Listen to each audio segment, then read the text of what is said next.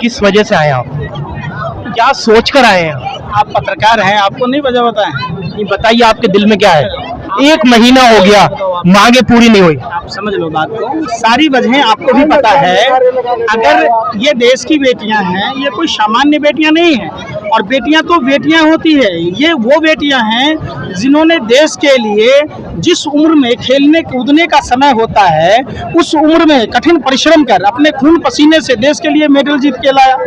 और एक अपराधी जो खुद लल्लन टॉप में ये कहता है कि मैं हत्यारा हूँ, वो अपराधी जो तिहाड़ जेल में बंद होता है, वो अपराधी जो देश के गौरव को 15 से 20 रुपया आंकता है और खिलाड़ियों से प्रोत्साहन राशि वापस करने की बात कहता है। बहुत अफसोस की बात है।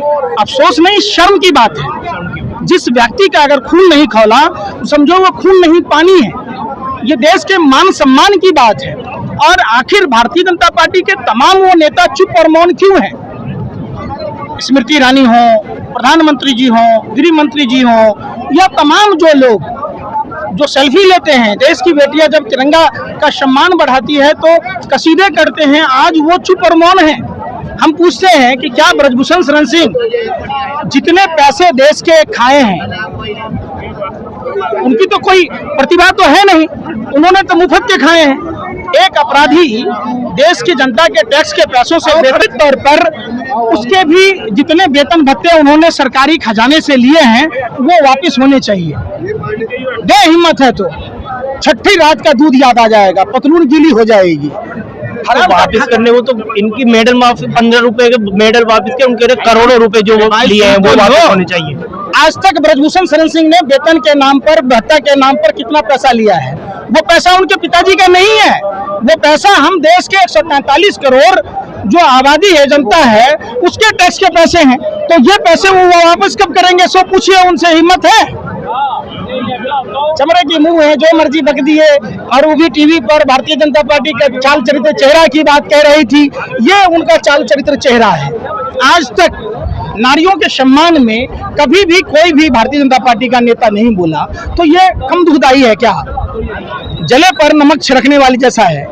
आप सोचिए कि देश का आदमी गुस्से में है, उबाल में है, अगर शांतिप्रिय ढंग से कर रहा है, ये जानबूझ के उकसा रहे हैं।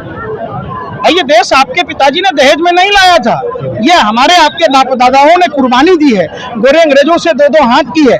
तब जाकर कोई फांसी पर चढ़ा, कोई काला पानी की सजा सहा, कोई उम्र कैद की सजा सही, किसी ने सीने में गोली खाई, तब जाकर देश आजाद हुआ है। और आजाद भारत में वो भी अमृत काल कहती है सरकार, उस अमृत काल में देश की बेटियों को इंसाफ नहीं मिल रहा। इंसाफ तो दूर की बात है, FIR तक दर्ज नहीं किए जाते हैं। इंसाफ तो दूर की बात है, वो तो खुद बोल रहे हैं कि नार्को टेस्ट करवाओ इनको। कितने दिन से पत्रकारिता करते हैं? जब देश की बेटियों ने कहा, तो उन्होंने क्या कहा? मैं मुंह खोलूंगा तो भूचाल आ जाएगा। ऐसा आप मुंह आज मुंह कहाँ खोला? खोले मुंह? आखिर क्यों कह रहे कि प्रधानमंत्री गृह मंत्री कहेंगे तो मैं इस्तीफा दूंगा? FIR तक दर्ज नहीं करा रहे, इसका मतलब दाल में काला नहीं है, पूरी दाल काली है। और आपको भी पता होगा, कपिल मिश्रा ने प्रधानमंत्री पर आरोप लगाया था, उस मामले की भी जांच नहीं हुई।